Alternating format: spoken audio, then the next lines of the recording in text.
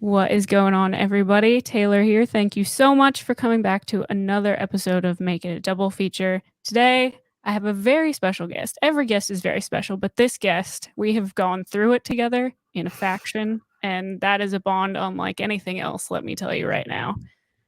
The King, Jeff. How are you? I'm good. Yeah, it's been a while since, we were almost the faction champion, but we've moved on. Listen, we were the people's champions in Exactly. everyone's heart, so Yeah. that's really, it's fine. It's totally Mhm. fine, and Yeah. everyone's gonna remember us as the We're champ. definitely not bitter, still bitter. No, not at all. Not even a little bit. So, I like to start off just giving my guest a chance to kinda introduce themselves to the listeners a little bit. Would you let us know kind of how you got into movies and basically what led you to this moment? Sure. I guess to kind of sum it up, I was kind of sheltered as a kid. My mom and my dad only let me watch basically just animated movies.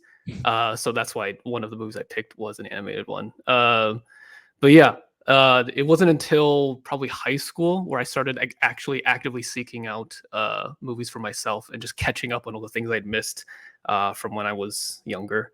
And then that continued through college, and then once the Shonen got around, that's when I got to show off that I all of the knowledge that I had acquired through all those years. But yeah, I obviously didn't grow up watching a lot, but then I caught up, and that's what led to my love of movies. It's just watching a ton. That's fair. I feel a bit of kinship with you there. I never really had rules on what Yeah. movies I was allowed to watch, but I didn't really get into movies until quite a bit later than most of the people we know. Mhm. So I feel like I'm always playing a bit of catch up, but that is all good. It still get to enjoy the movies, and I feel like I have kind of an interesting perspective on Yeah. them watching them a bit later than everybody else. Um, I guess something else too that I kind of like to establish with my guests, and not everyone has an answer for this question, which is Mhm. fine. But is there something about movies in particular that draw you to them? Like if a movie has a great script or a great score, or is it more of just the overall product, or is there something that really speaks to you? Um, I'd probably say the overall product, but I think just watching a ton of movies really helps you appreciate all the different aspects because sometimes the cinematography will stand out, sometimes the performances will stand out, sometimes the script, as you said. But I think a lot of times when you get to that complete package of a film, it makes it really special. Like you can watch other films that have like one defining trait that's really good, but and that's enjoyable enough. But I think when you find movies like possibly like the two that I brought up for this show, then it's a really special experience, and that's why I kind of fell in love with movies. So, Totally, 100%. Have you ever done a double feature at an actual movie theater?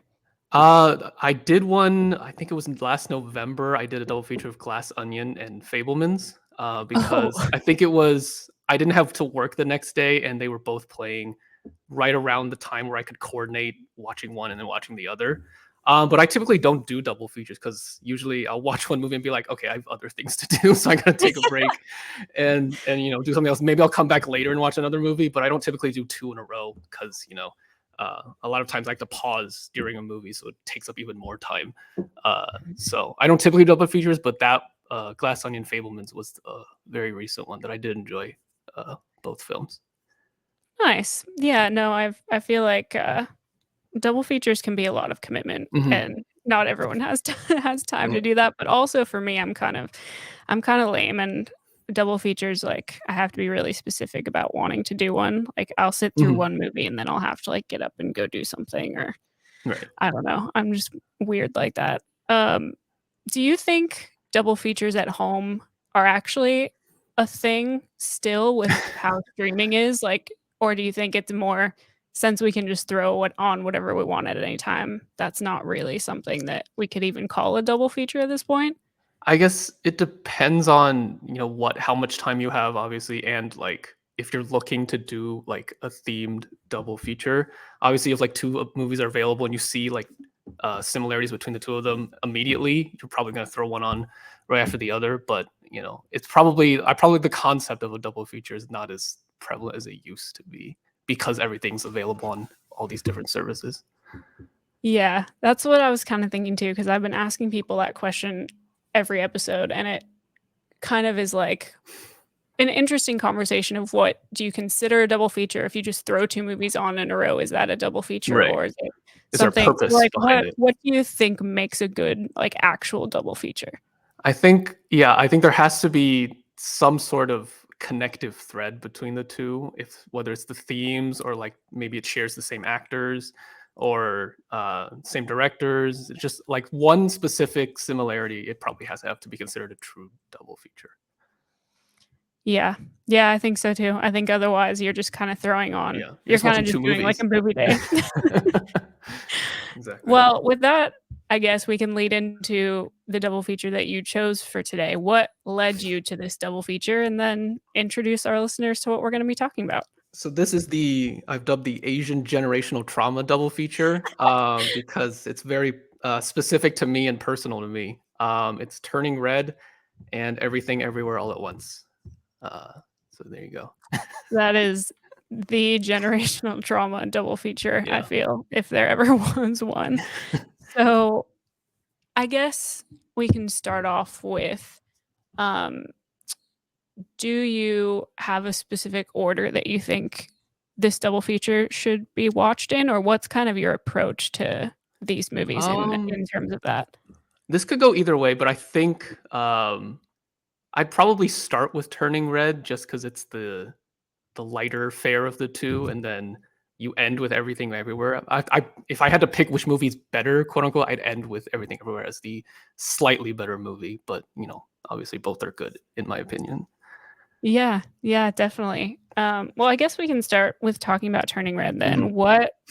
What were your initial thoughts, I guess, after seeing Turning Red for the first time? Like, what really other than the generational trauma, Right, right, right.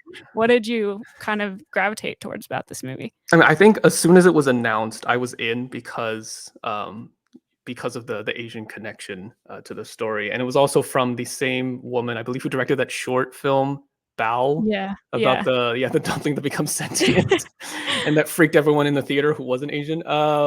So that hooked me right away, and the fact that it's a girl turning into a giant red panda when she gets excited.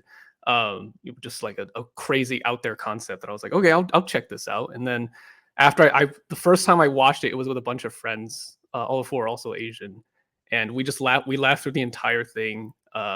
We felt that it was a really personal story that it has heart, but it manages to also be really funny. And so I knew I loved Turning Red as soon as I finished watching it the first time, and I've gone back probably 3 times now. So yeah, it's one of the best Pixar, at least in my opinion. It's definitely very unique, and Mhm. I can't particularly relate to any of the Sure. Asian themes or anything like that, but seeing it be this really complicated, um, relationship between a mother and a daughter is something that and then consequently, the mother and the grandmother is Mhm. something that really drew me into it just because I feel like even in animated films or films that are quote unquote for kids, I feel like you don't really get to see those kinds of things really explored, especially when it comes to Mhm. female characters. And it was just really interesting to get to see a character get to be, a preteen or a teenager kind Yeah. of esque on screen and just having fun with her friends freaking out about a boy band, but then also dealing with, having the pressures of her family Mhm. and trying to, impress her mom, but also trying to be with her friends and then dealing with obviously turning into a giant red panda Mhm. and dealing with the kind of perception of what that is to herself and to her friends. And I don't know, I just think it's something that, we're kind of increasingly at a point where a lot of these animated films kind of feel repetitive to me, Mhm. but this one is definitely not one of those films. Yeah, and I think it's very specific in that it's like a Chinese girl from Toronto in like 2002, I think. Yeah. And there was that Yeah. whole like controversy about how I think there was that one review saying, "Oh, no one can relate to this movie if you're not also a Chinese girl living in Toronto in 2002." And I'm like, that's of someone refusing to engage with the film itself. Like if you just look at it as, oh, it's a girl in Toronto, then of course you're not going to you're drawing any parallels. But if you look beyond that, if you see the friendships that she has to navigate, the familial relationships, the growing up aspect, I think anyone can relate to it. You just have to look past your own biases, and then you'll really appreciate the film. Yeah. Yeah, absolutely. And kind of touched on this a couple of episodes. But I think that for some reason it's really difficult for people when it's a female protagonist Mm-hmm. specifically to just be able to look past their own biases and find ways to relate. Like for Yeah. some reason people just can't do that. Yeah. And this one I remember there was a whole controversy where I was just like, I need to delete all my internet accounts. Where everyone was just like, "Oh, they're talking about, you know, Periods. periods and And it's like, female yeah. issues," and it's like, "Well, okay, like, Okay, like, probably at least roughly half the population deals with that. I don't know what you want exactly. us to And if you're a do." man who doesn't have to deal with that, it's good to educate yourself if you don't know about that, because Like, this is it's just something normal that happens to women. So, it you was know, just such a where I just went, "Are we really still on this in the year yeah, of 2022? This is yeah, really something that we have to, like, have this big conversation yeah, about," and clearly it is, because yeah. clearly it was such a big discourse kind of thing, but it's really nice to have, again, a movie that just puts it out there, doesn't really make a big deal out of it, just it is what it is, and it's someone having to deal with Mhm. it as a young girl, but I don't know, I guess to me, one of the big, quote, unquote, "disappointments" about it is it kind of feels like it just, like, got dumped as a release Oh, and yeah. didn't really get the big kind of, fanfare that a lot of these kinda animated films get. It feels like it kind of had to sit there for a while and let word of mouth kinda build momentum for people to actually see it, which I is, mean, yeah, it was you literally know just dropped on Disney Plus, and Yeah. then it was probably only in theaters in, like, LA or New York just to qualify for the Oscars. So that obviously probably didn't help the perception that this is not a film you need to see, if it's just debuting on a streaming service, which is a shame. But, yeah, I think if you obviously, if you get past that barrier and then the other barrier that we already mentioned, you'll see that it's, a very creative story that deserves to be seen. Yes, and personally for me, any film that puts in a fictional boy band and is like, "There's actual music and real songs for it," I'm And the like, song's not half bad either. sign me up, Yeah, like, there's some good songwriting there." you can see Um, why, May would fall in love with this boy band, Four Town, because their music is actually catchy. It's 100%. Those yeah, boys would sell tickets, like, yeah, legitimately, which is awesome. I love yeah. something I love so much is just fictional bands in movies, because Mhm. then you're like, "Why don't we live in a timeline where this is a real thing?" As someone who loves music as much as I do, it's just so much fun to see that.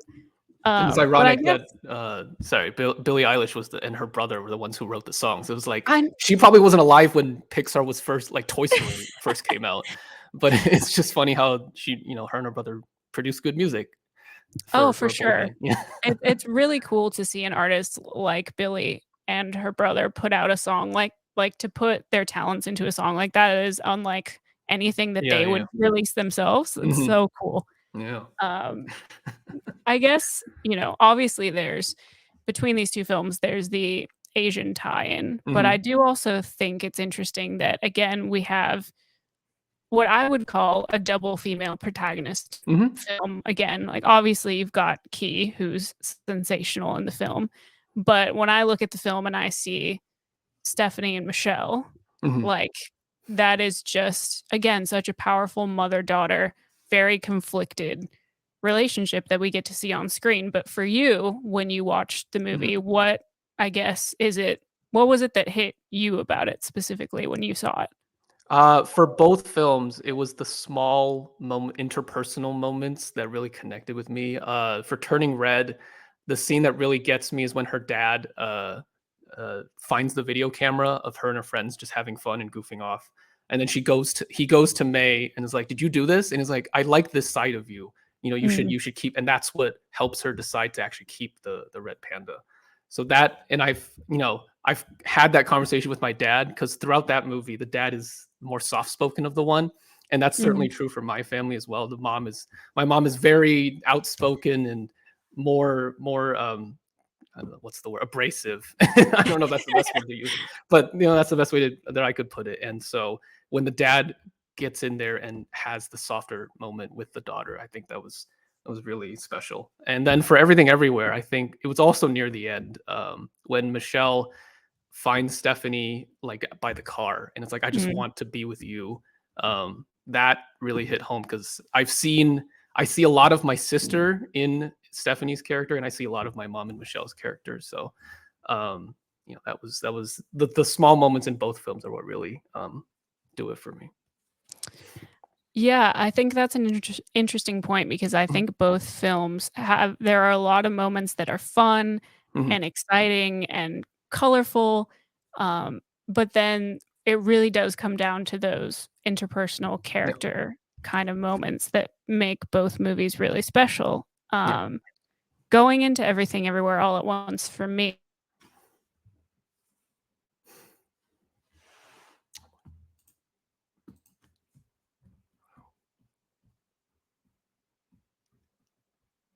Oh. Uh, Hopefully Taylor didn't freeze, but she's frozen on my end.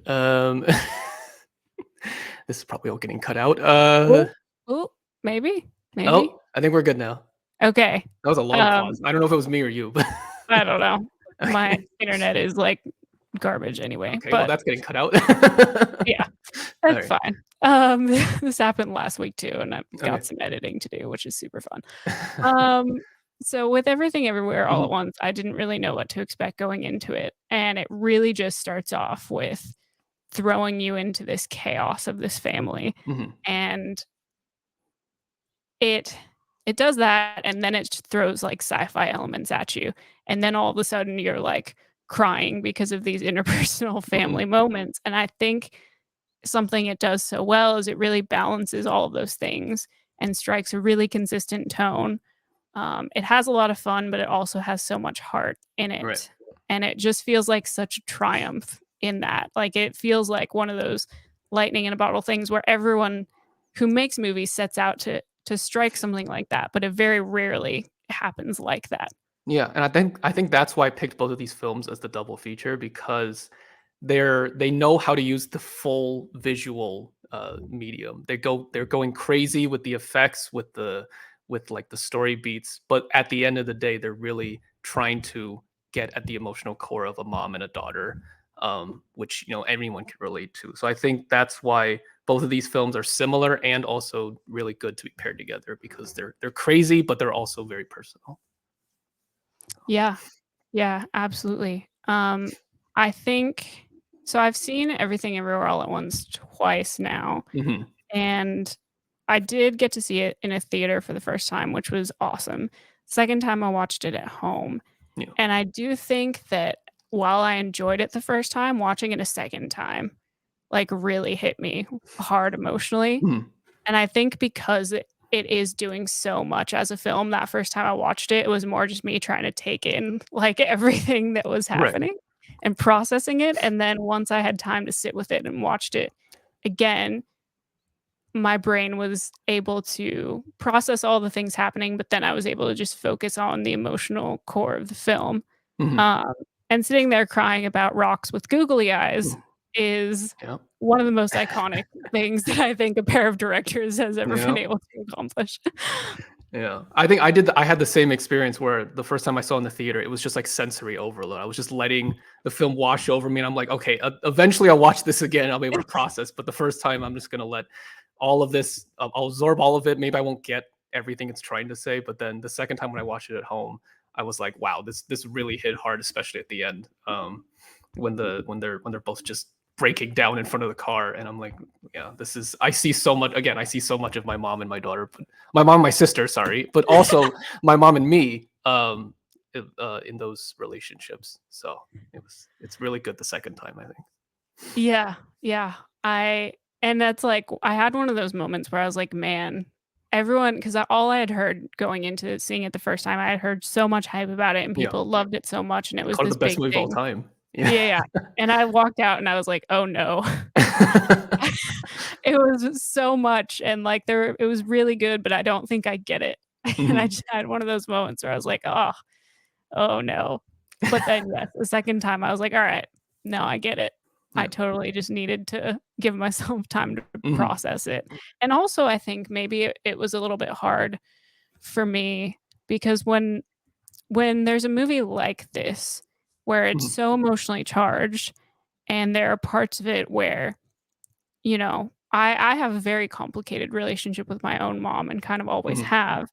And so I think initially my reaction emotionally when I see something like that is to just kind of flinch away from it instead of Mhm. processing it.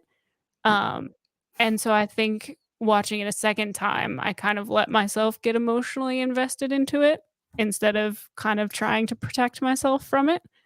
Um, and it's tough because I like to let myself feel that kind of stuff, but at the same time, I think it's just kind of this innate, like I have to like work myself up into doing it, Sure. if that Yeah. makes sense. It's definitely not a film you kinda just throw on if you have those, like, prior experiences, and just speaking from the Asian part of it, when Evelyn tells Joy, "You need to eat," it's like, "You gotta stop eating because 'cause you're getting fat." That I've heard my mom say that exact same thing to both me and my sister, and that's just something that Asian moms do. They'll say stuff that sounds insulting, but they really are they care about you, but they just don't know how to, express it, in words that don't sound, insulting to you, and I think that's just part of the journey that Evelyn has to go on to realize that, oh, maybe I'm partially to blame for how Joy turned out in this multiverse, and I need to correct that with her. So Yeah. Yeah, no, it's definitely, it's definitely one of those films that I think is either really gonna hit you emotionally mhm, or you're just going to appreciate the technical aspects of right, it, which there's nothing wrong with that because technically this movie is astonishing yeah, from the editing to the VFX that a team of like 8 people created from scratch, like to, to the costume design. Everything about it just feels like they kind of had every resource at their disposal, and they just didn't. Like, this yeah. movie was The thrown budget was together like with some under tape 100 and million, I think. oh, The budget yeah, was under 100 million. Yeah, it's just yeah, crazy how and they much they had, put like, into it. 30 days to do it or something wild like that, like And like all the interviews I saw, they kept mentioning how they wrapped filming the day before everything shut down. So that's just insane how they were able to finish everything. And then obviously, probably through lockdown, they were just furiously editing all of the stuff they had shot. It's just crazy how that film uh, coalesced into one coherent product. yeah. Again, it feels like one of those kinda lightning in a bottle things where you're just like, "I don't know how we did that, but, there it is. Yeah. We did it, and it's great." It's only And their second. It's only the Daniel's second feature film, which is also that adds to is the mind blowing aspect of it. It's like how did you become this confident of filmmakers in your second film? It's crazy. yeah, it's making the rest of us look real bad, for sure. And now they literally I have carte blanche to do whatever they want I because do they yeah. love I do love in their speech, in one of Mhm. their Oscar speeches where Daniel Kwan was like, "This is not the standard. This does not happen. Like, please don't. Just no." Don't put don't put the unrealistic expectations on us. Yeah. Speaking of Um, Daniel Kwan, I had a fun story where my mom, when she was visiting me a couple months ago, she realized that she used to know Daniel Kwan's mom because she used to live next door to this family. This was obviously before Daniel Kwan was born, so she obviously didn't yeah. know him. But I was like, "Are you serious?" And then she's like, "Okay, I have to watch this film now."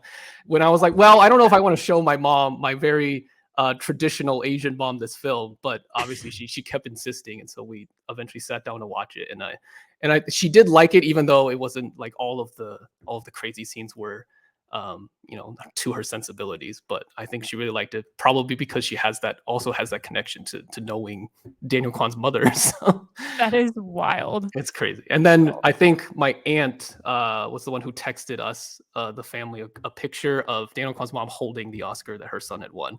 Oh, So yeah, that was really that cool. is awesome. That It's is not so often precious. that I can find a connection to like a filmmaker, like a random distant connection. But with this film, it was funny how it turned out.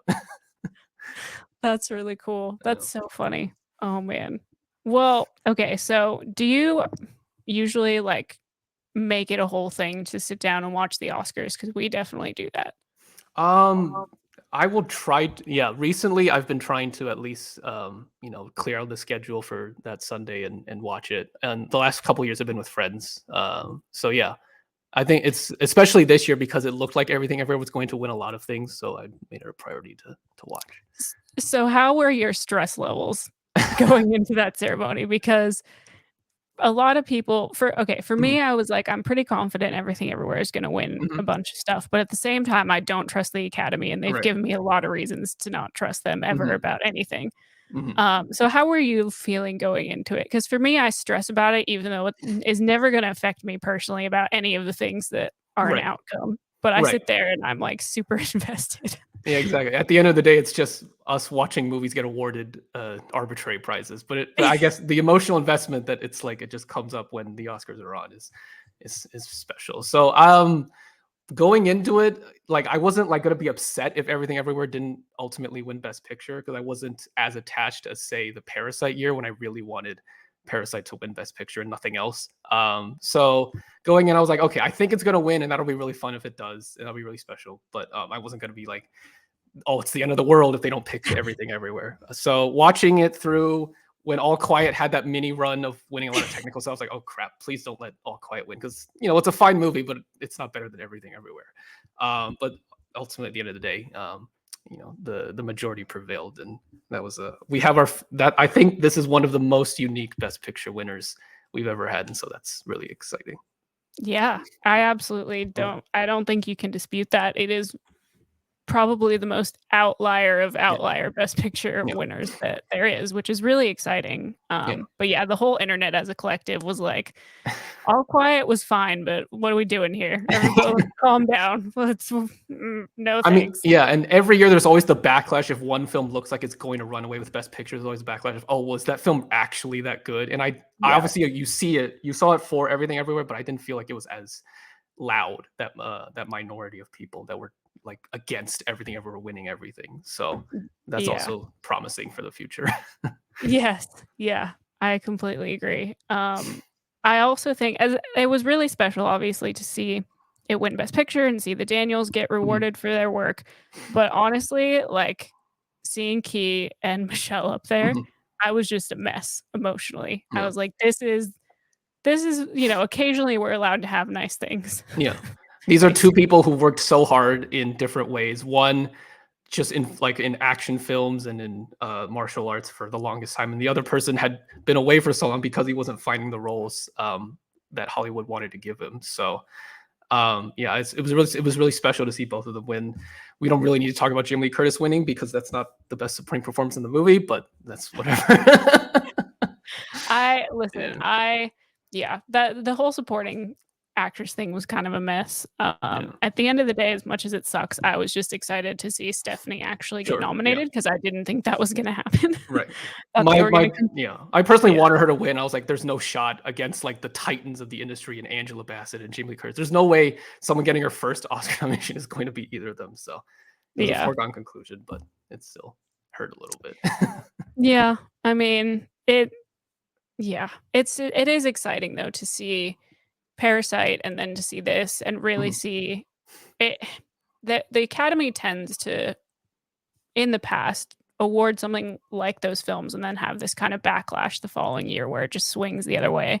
But mhm. I'm hoping we're kind of working our way away from that at this point because it Yeah, just feels like Everything Everywhere getting as many award wins as it actually did is something we haven't seen before right. with any kind of film like this.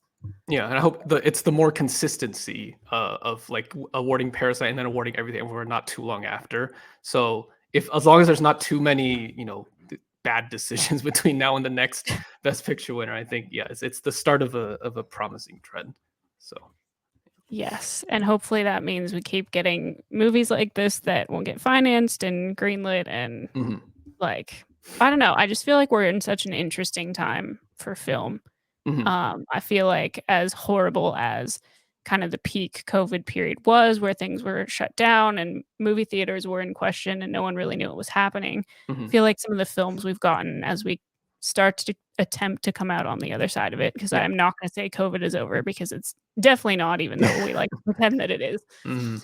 As we're kind of trying to come out the other side of it, some of the like, last year for me is one of the best years in movies I've ever seen, personally. Like, it 2022. has some of my Mhm, 2022 has some of my favorite, like, it was stacked for me yeah, in terms of just movies that I really connected with and really loved. yeah, And it was probably one of the best picture lineups I've seen, at least mhm, in a really long time.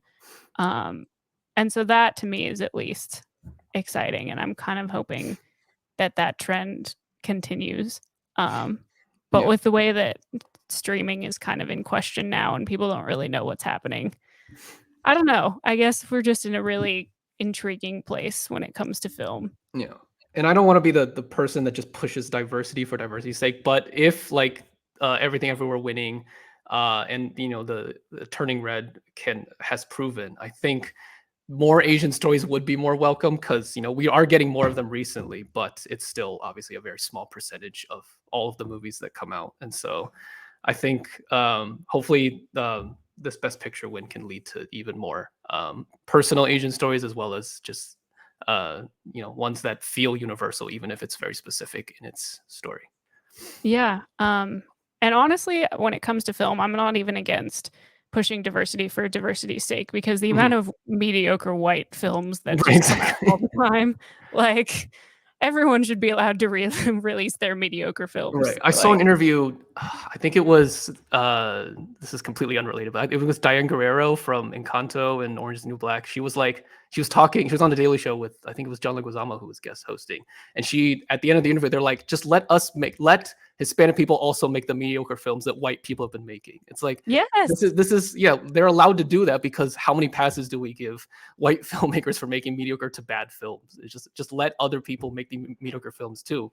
If you give them so many chances, you should give the other people that Well, just as many chances. yeah. You know? Yeah, and that's the thing, nobody really sets out to make a mediocre film, Right. like, Yeah. everyone thinks they're making a great film, so it's Right. more just white people just get all these opportunities, and Right. then, obviously, some of them are naturally just gonna be mediocre.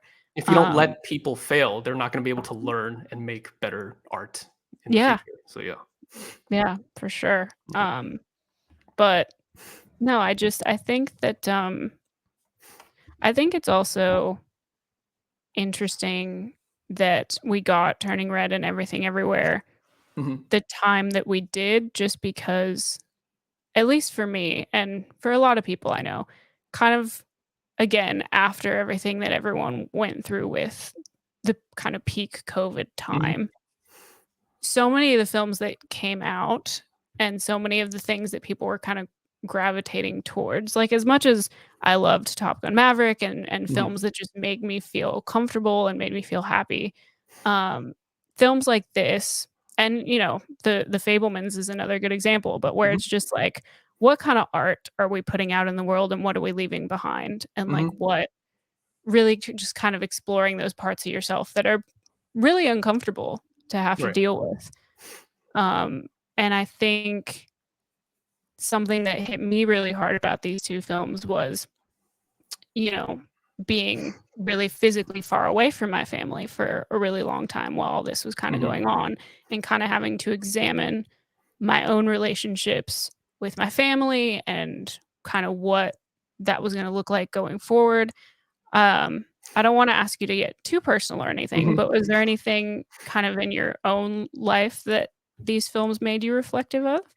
Um, I think let's see. With Turning Red, I think just the fact of the daughter or the child, just for gender neutral sake, learning to reconcile how much she should devote towards pleasing her mom versus just living out her own life. And I think that's been a constant struggle with me and my sister. Knowing when to just go all in and respect your parents, or when to branch out and do your own thing. I think that was a really powerful part of Turning Red. And then I think for Everything Everywhere, the reconciling of you know let's see, I think just struggling to find the right words for the message that I got away from Everything Everywhere. But I think just reconciling the personal relationships between mother and child, knowing that obviously we all have our faults, but at the end of the day, the family is what matters most, especially for Asian families. So nothing can really tear that apart, can tear that relationship. So it's good to cherish what we already have. So yeah. Yeah. No, those are great things to kind of take away. I think um yeah, I think it's interesting because clearly both of these films are so specific in the kind of relationships they're exploring and talking about. And, you know, people who have an Asian perspective on it are going to glean something from it very different than the rest of us do. But I do think that they're both so well made that they can be universal if you let Right. yourself actually view it that way. Mhm. Um, and again, for me, it's just seeing, I guess, Evelyn, for me, even though, I'm not the mother in any situation, seeing Evelyn try to deal with the fact that she's living a life that just makes her unhappy Mhm. and not knowing if there's a way that she can fix that. And kind of Right. at the beginning, she doesn't even seem to really be thinking about fixing it. She's Mhm. just kind of letting herself go through the motions Right. of it. And then she's kind of forced to confront the fact that she's not happy and everything's kind of out of her control. Right. Um, and she has to think about who she is and what she wants, and she can't just kinda keep burying her head in the sand and letting things Mhm. happen around her, and I think that's one of the strongest elements of the film for me, because it's just like, I've dealt with a lot of that where you sit there and you go, "I don't really like the way that my life is going and the things that I'm not accomplishing and the things that I'm not doing." Mhm. But instead of thinking about it and having to do anything about it, we're not gonna Yeah. do that because that's a lot to deal with. Um, Yeah. A lot of times we'll and just watching push. Sorry, go Yeah. ahead, go ahead. No, no, no, and just no, but it's I just Yeah. think it does such a good job of kind of forcing her to face it head Mhm. on. Um, because as much as it is a family film and family is so important, it's just I don't know, I think it's really excellent to get to see a female protagonist plus a female protagonist of her age get to, like, actually have to deal with something like that on screen.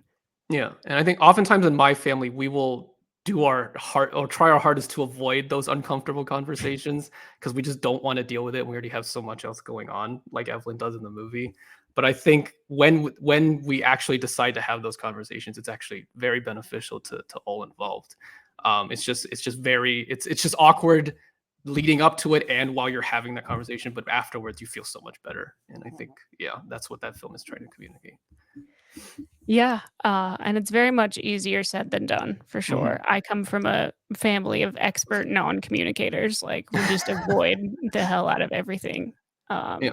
because it's just easier and it's nobody, like, gets offended or upset, or you don't have to deal with any of that stuff, and I do think that it kind of touches on that trend where it's like, because I very much believe that part of the reason that I have so much trouble with confrontation and having those kind of conversations is that's just the house I grew up in. Like, Hmm. we just didn't talk about things, and so Right. naturally, I just don't do that. Like, I try Mhm. to avoid doing that, and I think, um, that's reflected in the film where Joy, is clearly having a lot of conflict Mhm. with dealing with Evelyn and how to have this relationship with her mom that hurts her and makes her upset. Yeah. Um, but she just doesn't know how to talk to her mom because that just hasn't been a thing. And even though it seems like, she has a good relationship with her dad, it also doesn't really seem like there's a lot of communication there Right. Yeah. necessarily. Because the dad in an Asian family typically is not the one who will speak up when presented with confrontation. It's usually the mom and the children that have the bulk that carry the bulk of that weight. So yeah, but I think yeah, I think again back to the whole. I see a lot of myself and my sister in Evelyn and Joy. My mom is, again, I said she was very traditional. So when I told her beforehand that there was a gay subplot in the film, she kind of raised her eyebrows and was like, "Oh, I don't know if I'm gonna like that," because obviously she was brought up in a traditional household. And so I think that film, the journey that Evelyn has to go on to realize and to finally call Joy's girlfriend her girlfriend is really powerful. I don't know if my mom is fully on board with that whole thing, but I think it was good for her to see it, to see that it's not the end of the world if your daughter is into girls as well. But it's a nice message for a very specific part of life. Yeah, and that's actually a really great point because I do think that after seeing this film, I was like, I am super fascinated Hmm. by the audience that this pulls in. Like, Hmm. is it going to be mostly people our age? Is it mostly going to be Right. people who are, between 18 and 30? Or is it going to be older generations will watch the film and it will speak to them? Because Right. there is so much going on. There is the generational trauma, there is the sexuality thing, there's a lot going on. There's fighting with dildos, which I There's also had fighting to with which dildos. I also had to There's warn my mom about. There's a lot of things, like, if I'm gonna show my mom a movie, I have to warn her, because I'm like, if it comes up and I don't warn her, she's gonna give me that, like, the evil eye look. Like, "Why didn't you just tell me this was in the, like, so I'm not upset?" So, yeah, that's a but that huge part of this. well, that's the other thing, like, I just think that it's fascinating that you bring that up because Mhm, I don't know if my parents have seen this film, I'm gonna mhm, assume they haven't. mhm. I haven't been there to, like, show it to them or ask Right. them about it, but I would be, like, fascinated to Mhm, know, like, how they receive it because it feels like now more than ever, and maybe this is just because we're living in it, maybe it's just a bias kind of thing, but mhm. I feel like now more than ever, the social and emotional and mental divide between generations is huge. Like, Yeah. the technology and society and everything just feels like it progresses and moves so fast that it almost feels like showing this movie to older generations is like their mind would just explode. You're just hitting them with, like, a ton of bricks. Like Yeah, yeah. When I did show it to my mom, I was like, I tried to avoid as much eye contact as possible because I was like, I don't know if I wanna see her reaction to some of these scenes. But I think afterwards, when we were talking and discussing the film, I got her to see, like, oh yeah, at the center of Everything Everywhere is an emotional story between a mom and a daughter. And so, yeah, I think once she and I were able to iron out the details of the film, I think she saw it for what it really was, which is good. that Yeah. that is great, and Yeah. I think that's the thing, right? If we can get people to be open-minded enough to watch the film, first Mhm. of all, and then Both to films. really Yeah. to take it in, just past all of the, visual insanity of it Yeah. and really get to the heart of it and really have those conversations. That's amazing. Yeah. Um, and I would love to do that with my own family, Mhm. um, just because that would be really interesting to do. But it is great to hear that from you specifically, because again, I don't have the Asian community Right. perspective. Like, I have no idea how, like, obviously, it's been very well received widely and critically and all that stuff. Mhm. But I don't really get to sit down and have these kind of conversations where it's like, well, personally for Right. you and for your family, like, what did this mean? Was it well received? Is it something that, like, what was that experience like? And Mhm. as much as there is an Asian population here in Australia, I don't really know many people. Like, that's just not. part of my crowd. Like Right, I right, just right. don't have many friends over here that have that kind of experience. Exactly. Yeah. Um, so yeah, I don't know. I just think it's really cool to hear that even though it was a bit of an awkward viewing session while it was happening, Yeah. you guys got to have that conversation. Was Yeah. there anything, again, I don't wanna ask you to overshare, but was there Mhm. anything specifically that she said about it that really stood out to you? Like, Um, I think we might have already touched on everything that she said about the film, but I okay. think Sure, yeah, sure. it's just Has she has your when I sister told watched it? her has who? Sorry? Has your sister watched it? My sister's definitely watched it, yes. She was Okay. the one who's like, "Did you warn mom beforehand about all these things?" And I was like, "Yes, yes, I made sure to do that."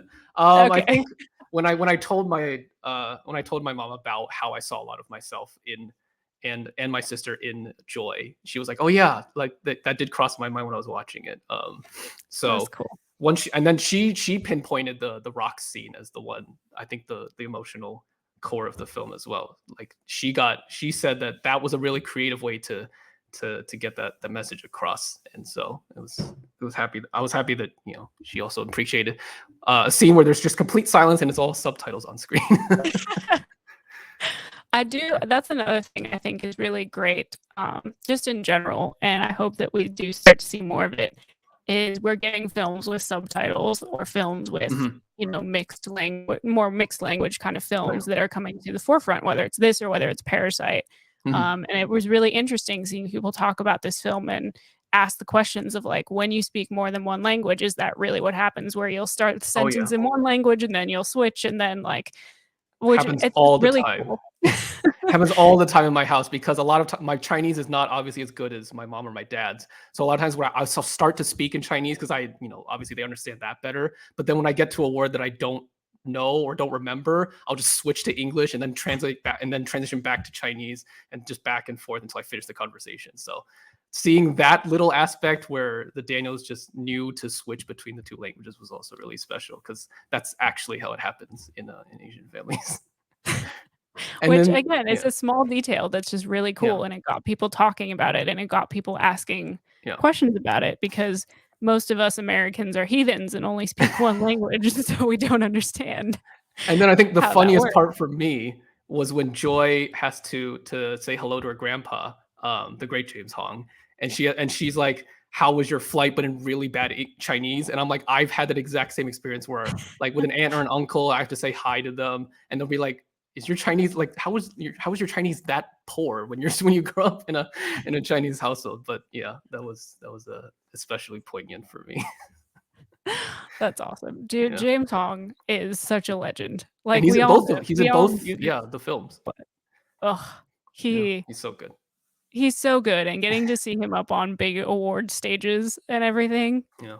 just man, you think about his career and how long he's been doing this, and like, kinda goes back to what I was touching on earlier, where Mhm. time has just progressed so fast. Mhm. Thinking about all the things he's seen from the first film sets he's been on to this Mhm. last one, like, Yeah. that's literally a lifetime of of change. I love yeah, the SAG Awards speech that he gave was really good about how, like, at the first film he did, people taped their eyes up if they were playing Chinese characters, and then he said, like, "Oh, the people never wanted to make movies with Asians because they didn't think they were box office." He's like, "But look at us now." And so that was Yeah. really cool to see someone like him who has all that experience, confirm that, yeah, this is times are changing. It's a good thing. Like, if there was ever gonna be a human embodiment of that for that moment, it's definitely him, which is super, super cool. All the award shows made me really emotional with that kinda stuff this time Mhm. around, like, especially with Key. Like, Mhm. Ke Kwan has the kind of energy that I need in my life, where he's It's just insane. so like, he Yeah. is so happy to just be alive and doing stuff Yeah. and just working, and he probably has the best and biggest selfie collection of all time Yeah. right now. Yeah. Like, And I I think feel he like might have said in some interviews, he was like, "I hope, like, this is not just, like, a one-off thing," or, like, "I hope I can continue to do stuff like this or just be in more movies and, more TV shows." And I think hopefully Hollywood doesn't ignore him again just because he was in one good film and then, he can't replicate that experience. So hopefully they'll see that he's actually a really good actor who can be in a ton of different things. yes, So, we need him. Okay, like Hollywood has already deprived us of him for far too long. That is We not need that allowed to happen again. infectious energy that he breathes. Yes, Yeah. we need it. We Yeah. absolutely need it, and I'm definitely keeping a very close eye on what he's got going on, because otherwise we're all just gonna have to band together and, like, crowdfund something to put him in at this point. I Like, think, yeah, one of the things I know that is coming out starring Michelle Yeoh, Stephanie Su, and Ke Huy Quan is there's a Disney Plus series, American Born Chinese. I think it comes out in a month or two, or what? Well, I don't know when this episode comes out, but it comes out in May.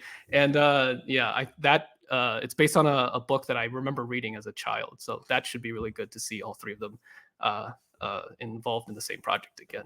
So that's actually kind of crazy yeah, that they're all 3 just in another project together immediately. yeah, yeah. I mean, I'm not gonna complain because I think No, they're all great yeah, together. they're all That's so just good. really funny. Yeah, exactly. Well, I think unless there's anything we haven't touched on specifically that you wanna touch on, I think that pretty much sums up Mhm. what I wanted to say, at least. I don't know if there's anything else you specifically wanted to bring up about these films. Uh, it's just a minor fun fact. I did karaoke one time with a bunch of friends, Schmodown people, and then I did sing "Nobody Like You" from Turning Red. So, so I think that song has continued to be in my playlist long after the film has come out, and so I think again a testament to how good the music is. That is absolutely iconic. Yeah.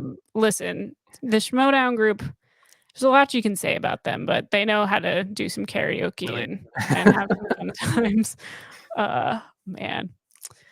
I'm just having exchange flashbacks right now. Anyway, um, well, I guess that kinda wraps up what we wanted to, discuss then. Mhm. If is there anything that you've got going on that you wanna let people know about? What do you got what's going on in the world of King Kong over there? Not much. If you want to find me on social media or whatever, I am on Twitter at the King Khan. Occasionally I'll just post random stuff that pops into my brain, as well as my reviews on Letterboxd. If you care about that sort of thing, I do tend to write something, or at least it's usually just a joke about the movies that I watch. So you can find me there, and then obviously I'll be around for other friends of ours, their shows. Yeah, I'll occasionally pop in and be a guest for them as well. So yeah, but this was really fun. It was a good, engaging conversation, I hope. Yeah, I had a great time, and everyone, if you haven't, you need to go back into the Schmodown archives and find King Kong. Well, Just once it's eventually uploaded, but once it's eventually uploaded in 5 years from all you now. can see of me right now is the final spectacular performance, which I'm really proud of. But yeah, Yeah, well, eventually, maybe you'll be able to go back and find I don't know. exactly. Anyway, You'll find all of our stuff eventually. wait, don't look for mine, please, nobody do that. Uh, anyway, yeah, you guys know where to find me. You can find me, over at the Lights on a Screen podcast, where Jacob, Elena, and I talk about new release movies that are coming out, and just a bunch of other nonsense. I don't know where we'll be at when this episode releases, so can't really tell you what's going on there. Uh, but you can check this episode out depending on where you're listening to it. You can either check it out on YouTube if you're listening to it on the podcast feed, or you can check it out on Apple Podcasts or Spotify, whichever way you like to listen. Thank you guys for checking this out. As always, you can find me at Finally Tailored pretty much everywhere. Letterboxd, Twitter, crying about Taylor Swift breaking up with her boyfriend currently as we're recording this episode. Uh, YouTube, all the places, TikTok, I Mhm. don't know. If it exists on the internet, I'm probably there at Finally Tailored. Thank you guys so much for listening once again, and we will see you next month. I should see if I can find